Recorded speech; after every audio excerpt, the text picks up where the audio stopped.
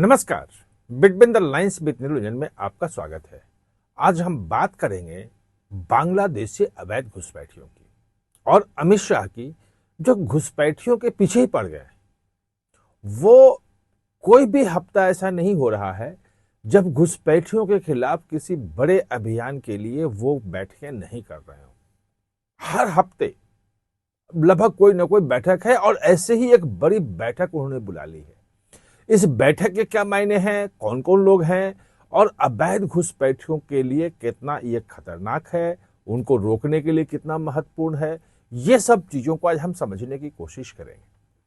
तो सबसे पहले कि अगर आपने देखा होगा तो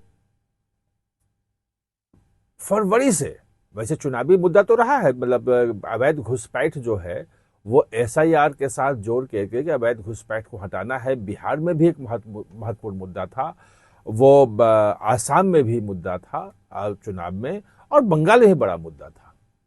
ये तो था, चुनावी मुद्दे थे। लेकिन चुनावी नारों और मुद्दों से अलग जाकर अगर आप देखें तो जमीन पे पिछले 6 महीने से अमित शाह लगातार बांग्लादेशी घुसपैठियों के खिलाफ कुछ न कुछ कर रहे हैं।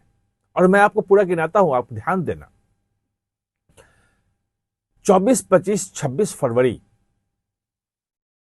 को अमित शाह, मतलब बिहार के चुनाव के रिजल्ट के 3 महीने बाद ही सीमांचल के इलाके में जो 7 जो उसके जिले हैं जहां पे अवैध घुसपैठ की समस्या है, जहां पे डेमोग्राफिक चेंज हो रहा है, वहां पे 3 दिन थे और 3 दिन वहां के जो जिलाधिकारी हैं, डीएम हैं और जो एसपी हैं उनके साथ बैठक की।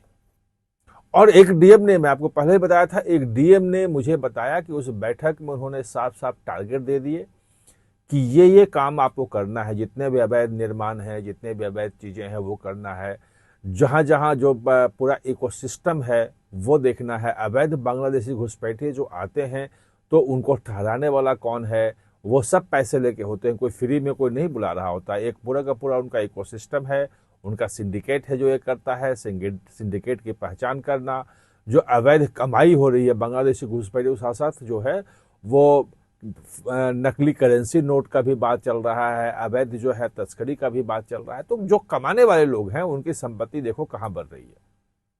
और 25 लाख से अधिक की कोई रजिस्ट्री अगर उस इलाके में, जिलों में हो रही है तो उसको तत्काल जो है वो डीएम की परमिशन लेके ही हो सकती है। वो देखेंगे कैसे आ रहा है। ये तो मैं उस वक्त कर रहा हूं, वहां से शुरू का। और ये सिलसिला जो है बीच में पश्चिम बंगाल के चुनाव में वो फंसे, पश्चिम बंगाल के चुनाव में ये बड़ा मुद्दा रहा। और जैसे चुनाव खत्म हुआ तो आपने देखा कि 27 मई को वो पहुंच गए बीकानेर, राजस्थान।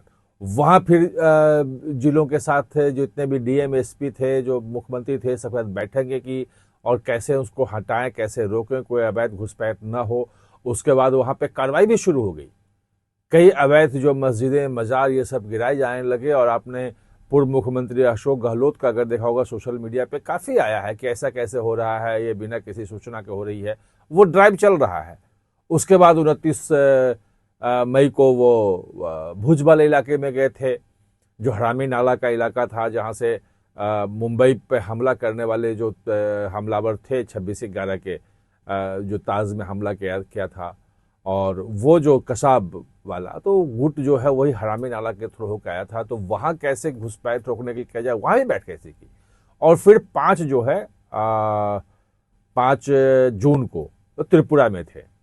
और पश्चिम बंगाल में अभी समय दे रहे हैं कि थोड़ा सेटल हो जाए सरकार, सब कुछ हो जाए, तो वहां भी मीटिंग करने वाले हैं। यानी ये लगातार जो है वो जहां जहां घुसपैठ की समस्या है, जहां जहां से घुसपैठ करते हैं, उनके सारे जो छेद हैं, सारे रास्ते हैं, वो बंद करने के लिए उन्होंने कमर कस लिया।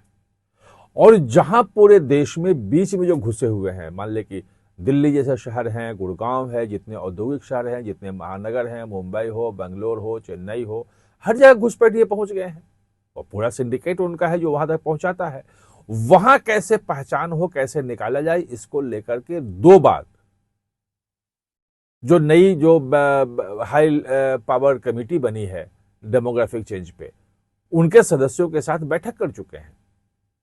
वो पीपी नाम लेकर, जो जस्टिस पीपी नाम लेकर जो हैं, जो अध्यक्ष हैं, श्याम का रवि उसमें है, दुर्गा प्रसाद मिश्र हैं, आप कई 4-5 लोगों की कमेटियां हैं वो, तो उसके साथ 2 बार बैठक कर चुके हैं और वहां पे ये जोर दे चुके हैं कि भाई आपको 1 साल का समय है और आपको सभी इलाकों में खुद जाना है। जैसे खुद स्वयं जा रहे हैं वैसे उनको बोला है कि आप वो डेमोग्राफिक जो चेंज हो रहा है उसमें घुसपैठ का कितना है, कैसे है, वो सब आप देखो, अध्ययन करो, जमीन पे जाके देखो और रिपोर्ट दो ताकि कोई ठोस कार्रवाई सुनिश्चित कर सकें।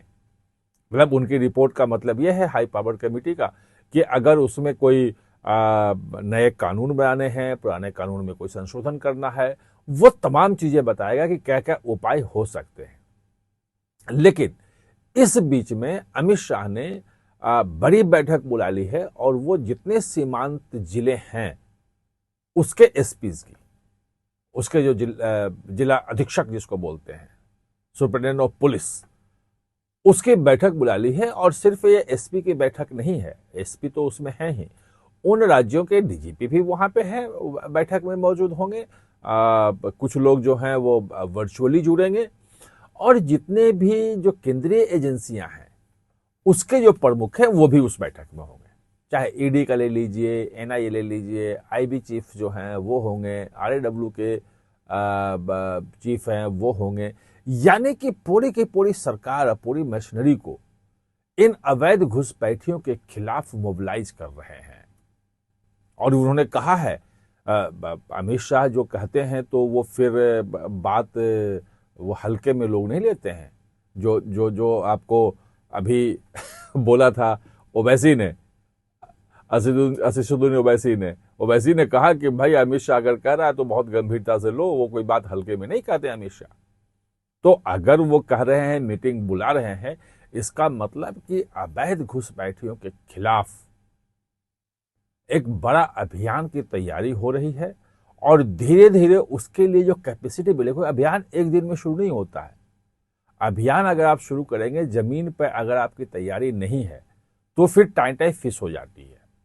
फिर वो होता है कि पुलिस एक जगह कहीं ले गई, किसी को धकेला, किसी को कुछ किया, फिर बांग्लादेशी घुसपैठे जो है एक शहर में कोई अभियान चल रहा है तो दूसरे शहर में चले गए। उनका इकोसिस्टम है, वो करता है। अगर पूरे इकोसिस्टम को ध्वस्त करना है तो उसकी पहले पहचान करनी होगी, जमीनी स्तर पे कौन कौन लोग हैं, कहाँ कहाँ हैं, कैसे कर रहे हैं। अगर उन्होंने बहुत ज़्यादा कोई संपत्ति बना ली हो तो उनकी संपत्ति पे जो है वो कब्जा मतलब लेने के लिए केस करके अवैध संपत्ति को, वो ईडी की कार्रवाई हो सकती है। उसमें पुलिस की एफआईआर के बाद ईडी का मनी लॉन्ड्रिंग का केस बन जाता है। या कोई अगर बड़ा गिरोह अगर इसमें सक्रिय हो, उनके लोग हों जो तस्करी में बाकी जगह शामिल हों, तो एनआईए भी उसमें जांच कर सकती है और करेगी जांच। तो ये सबको वो सेंसिटाइज करके, और ये जितने भी केसेस हैं, जो एसपी हैं, खास तौर पे एसपीज के मुंह से सुनना चाहते हैं कि आप लोग क्या क्या कर रहे हो, क्योंकि अधिकांश जगह बैठक कर चुके हैं वो, और वो क्या क्या कर रहे हैं, क्या क्या उनकी जरूरतें हैं, क्या क्या प्रॉब्लम है और उनका एक्शनेबल प्लान क्या क्या है। ये सब आज पूरा लगभग दिल्ली में सुषमा स्वराज भवन में बैठक हो रही है और उस बैठक में पूरा एक्शनेबल प्लान जो है वो तय होगा। और उसके बाद जो है इन सीमावर्ती इलाकों से तो होगा ही होगा। और बीच में जो पूरे देश में जो फैले हुए अवैध घुसपैठी है, उनकी पहचान, उनको निकालने के लिए, उनको डिटेंशन सेंटर में रखा जाए, कहाँ रखा जाए, वो सब करने के लिए ये हाई पावर्ड जो कमेटी, जो डेमोग्राफिक चेंज कमेटी बनी है, वो रिपोर्ट देगी। उसके आधार पर पूरी कार्रवाई होगी। तो जाहिर है अमित शाह पीछे पड़ गए हैं, और जब वो करते हैं, पीछे पड़ते हैं, तो फिर वो मानते नहीं है। तो अवैध घुसपैठियों का क्या होगा, चुन चुन कर निकालने की बात कर रहे हैं। निकाल पाते हैं, नहीं पाते हैं, जो जो चीजें होगी, बैठक में क्या फैसला होता है वो लेके भी हम आपके पास आएंगे। आप हमारे साथ जुड़े, इसके लिए बहुत बहुत धन्यवाद।